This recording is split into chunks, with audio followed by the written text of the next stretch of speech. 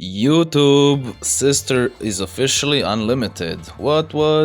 Which means it's time to Gagaga sisters. Time to play. First of all, bad news is we lost the skill. That was the biggest issue with ONOMATS, losing the skill. Which the skill kind of made them broken, not the semi-limits and all that stuff. But the good thing is we don't have to listen to the voice lines. We got rid of Yuma and Astral all together. So this is the build that I went for. We're playing it with Draw Sense High Level to, draw into your head, and as a follow-up, which is pretty nice. And yeah, let's see, where do we start off? Sister is now free, so we can play 3 of them. We're playing one utopic. Why? Because it can work well with Coat. Also, it can work well with Sister if we can still go with the wind. I'm not sure if that would be my optimal build. Would I remove the wind completely? Because most of the times, I guess, yeah, wind can also work well with head if you open head, with 3 sister, and then you have 1, 2, 3, 4, 5 cards that you can open with sister to make a rank 6 exceed. So yeah, I guess that's fine. Then we're playing triple Book of Moon. From the ratios, as you can see, we're playing not many monsters because we don't need many monsters, This deck tries to replicate what Water does very well, is play as low monster count as possible, and then control the duel with, exceeds and, back row, basically. From the back row, of course, you can choose whatever you like, whatever you have, and whatever you think is better. I went with 2 Cosmic because I only have 2. It works very well with the skill, by the way. And therefore, because I only have 2, I decided to put in a Floodgate. Why not? Floodgate is an amazing card. And yeah, triple Book of Moon is pretty standard, you could say. I decided to put in a Drowning. I also tried with 2 Drownings. You can play 2, because lots of times, as you can see, we're not playing too many monsters. So in case of that, Drowning can be a very good card, because it helps us get a bit time to normal summon the sister. If we don't open it, of course, which you should if you're a true duelist. Just open your 1 of sister, 3 of sister, and with 3 of Coat. So yeah, I decided to play 2 Bolt. I only have 2, but I think 2 Bolt is pretty good, because lots of times you will normal summon sister multiple times in a duel, and wind is only situational, while Bolt is amazing to pop cards on the field. Canadia also another flip down card, which is amazing. So yeah, the goal of the deck is rank 6 exceeds, but it can also do rank 4 exceeds if needed. So yeah, that's basically the main deck. Here's the extra deck. We are playing Rhino, why not, We could play Treacherous, actually, which is the funniest thing, because we only play 1 head. Why only 1 head? Well, lots of times you will just open it, even with 1 head, you will still open it sometimes, and we don't really want to open it, kinda, because, it's a dead card at the beginning of the duel, if not combined with the sister. So yeah, I think only 1 head is kinda optimal. You don't really need to, I would say. So why not then play Rhinoceros, because it's an amazing exceed, I also like Corbage with Malevolent Sin, especially because we have so many flips that, it works very well. Bouncer and M7 are, your standard rank 6 exceeds that you would want to make. And from the rank 4 exceeds, I decided to go with Maystroke, the Symphony, the Djinn, and Malevolent Sin. Why? Malevolent Sin is, our best rank 4 exceed, basically, generic. And Maystroke is kinda nice that you can also flip monsters on the field. Also, it can protect you a bit, for maybe a couple of turns potentially, because it can be destroyed, multiple times. I don't think I would put anything else. I think Maestroke is pretty nice. Like I don't feel like I would need anything else better than Maestroke, and why not play Maestroke for some, you know, and also Maestroke can be pretty nice on the first turn that you can put on, you know, put on the field if you don't open the sister. Because, you know, Malevolence kinda not the best thing you would want. You can also play double Malevolence in, but yeah, that's basically the deck. Hope you will enjoy it if you decide to play it for yourself. And now it is time to duel! By the way, I would like to remind you, if you're new to the channel, do consider please subscribing, because it does really help a lot, you know, to grow the channel, to continue making more videos like this, but more importantly, it helps you to be notified when I'll be posting, you know, more videos like this, and for more content like this, more, you know, videos, those Banlist videos, also commentary on, you know, what is Duel Links, and in general just Duel Links archetypes, Duel Links decks, all that good stuff that you hopefully enjoy, so stay tuned for that. Anyways, of course we always open our head.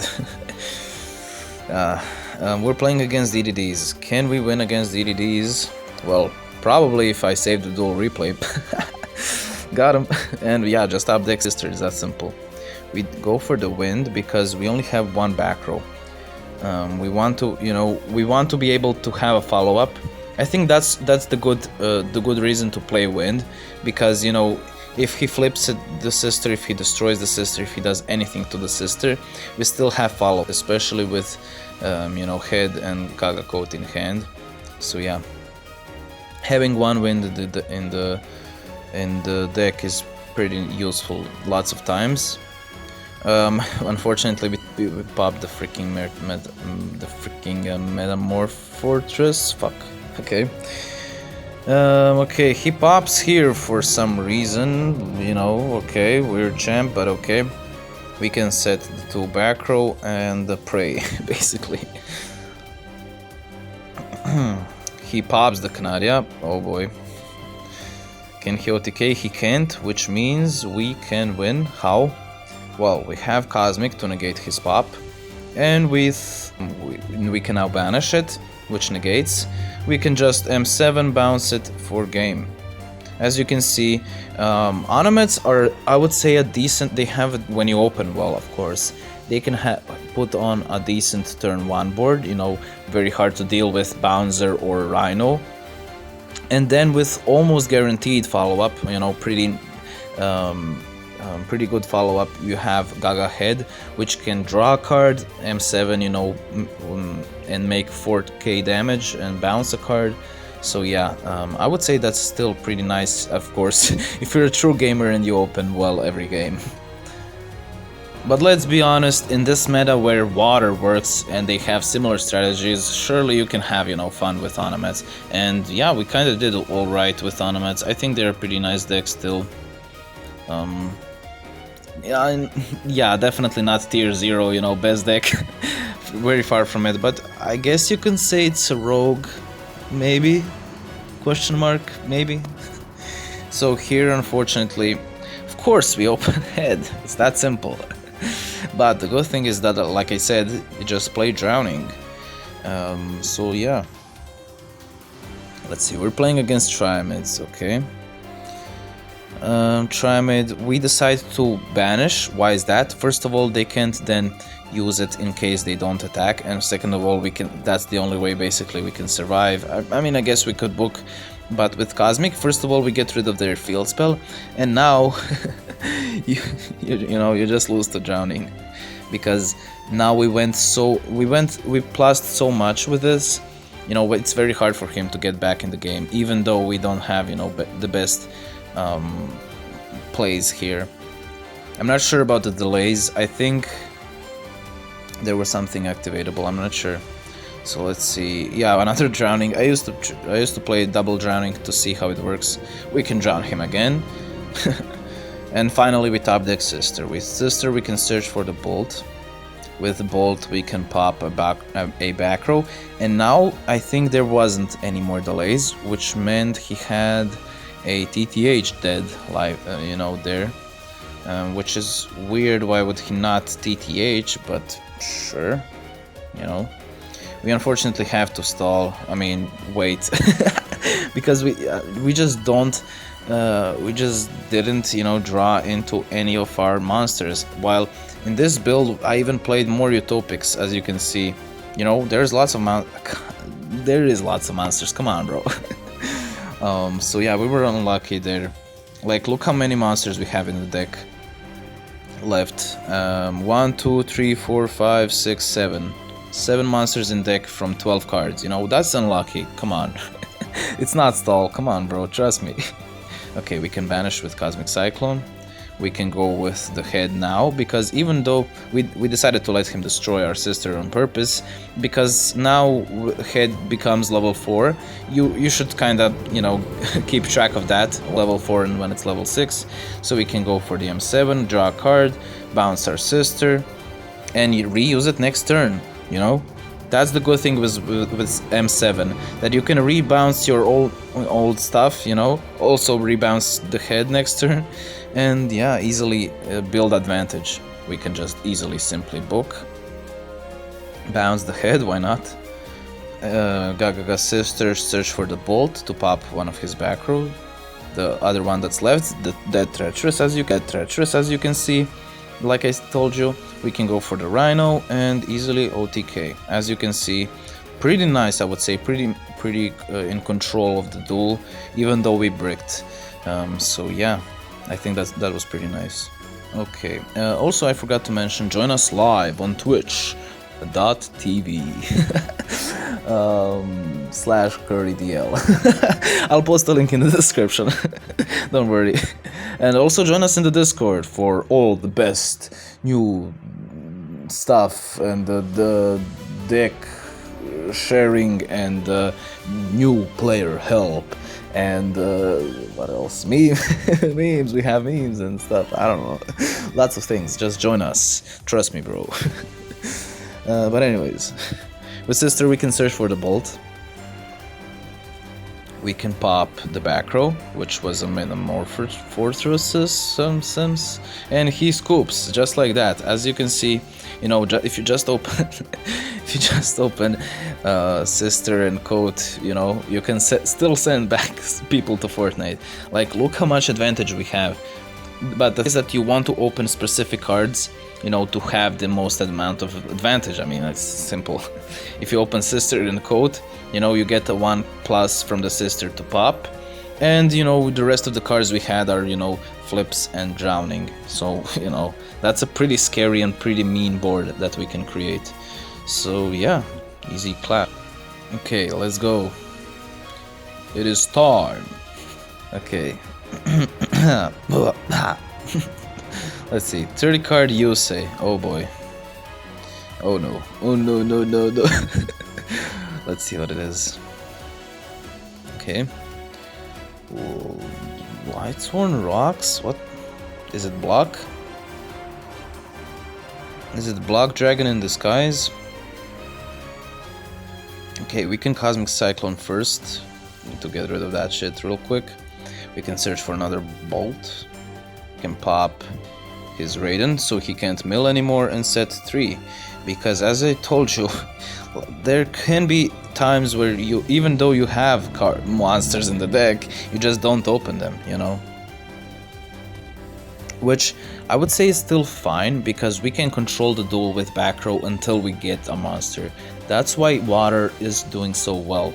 Even though they can, you know, not open Diva every time, they can still open Treacherous, Book, Chalice, Breakthrough Skill, all that stuff, the back row, which can stall a bit for a couple turns just so you can draw into your Diva, you know? In this case, we want to draw into our, you know, coat or utopic, because we're at 3k life points. We can draw into our head at any point, you know, at any point we want, which is amazing. You know, you have a guaranteed follow-up usually, right? Especially because if you don't even Cosmic Cyclone them, they can still attack into you and give you the skill, right? So yeah, let's see, we top deck Gaga coat and it's that simple. We can pop his monster, which was set. Unfortunately, we don't have game here. Maybe we could have kept the bolt, but yeah.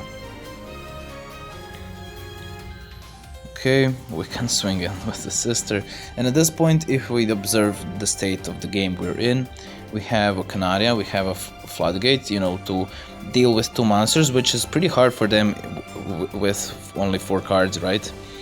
And also with M7 we can, you know, bounce, you know, to make another rank 6 exceed, and finally we have a Draw Sense head, you know, which is amazing. So let's see, he goes for the for this, we can just flip it down. Okay, goes for the dude, he can attack into the sister, which we allow, why not, you know. M7 bounce his monster, we can also destroy. He can flip it down, we knew about that. We can Floodgate the Raiden. And at this point, do we just win? I'm not sure, let's see. With head we can revive our monsters, and this is the standard play, the standard head follow-up. With sister, target the coat to make it level 6. You should you should look at the levels, you know, to how would you say it, to not mess it up, because a lot of times you would think, oh, it's level 6, no, it's actually level 4, you know. Now this wasn't a misplay. I mean, you can say it was a misplay, but it wasn't a misclick. I know that you can't be careful of that. With head you can't make a Rhino this turn, because it can only exceed summon, you know, once that turn afterwards with the Gagaga monsters. So why did I went for it? Well, I think I'm pretty set up with the Book of Moon, and he's low on resources, and making Rhino, you know, is amazing. I mean, I guess I couldn't. I guess I could have just, you know, go with head beatdown, but there's really no need for that, right? We can just sit on Exabeetle and, you know, next turn make the Rhino rank up. And the good thing also is we can draw a card with the head. Unfortunately, we didn't draw into any books and stuff like that. But yeah, I think it's still fine to just go with Exabeetle, and he scoops.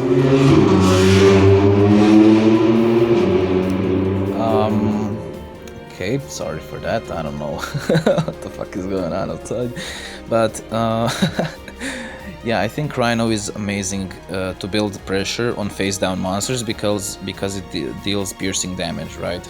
So yeah, that's why I went for the Exabeetle to rank up into Rhino next turn. So yeah, easy GG. Okay, and the last duel we have another freaking bonds. What the fuck? What in the... What? Okay. Anyways. Come on, bro. Can you not show the skills for 10 minutes? Please?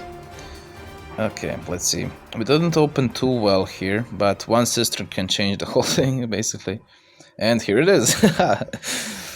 We can search for another bolt, which, you know, changes the situation completely, I would say, right? I maybe could have, or should have, better said, went with the wind, you know, to just in case for the follow-up. But also 2 bolt is pretty nice to pop, you know, I guess. So let's see. With bolt, we decide to go with this card. Fortunately for us, we hit a trap, because he has to use up his treacherous now. And let's see. He uses Metamorphosis. Okay. And we can set 2 and pass. Okay, goes for the cruiser. Goes with the dancer. Private dancer. Okay, anyways. We can flip down his monster. We take the damage. Why is that? Well, head is basically game, right? So yeah, why not just take the damage and get our head, and that's it, basically.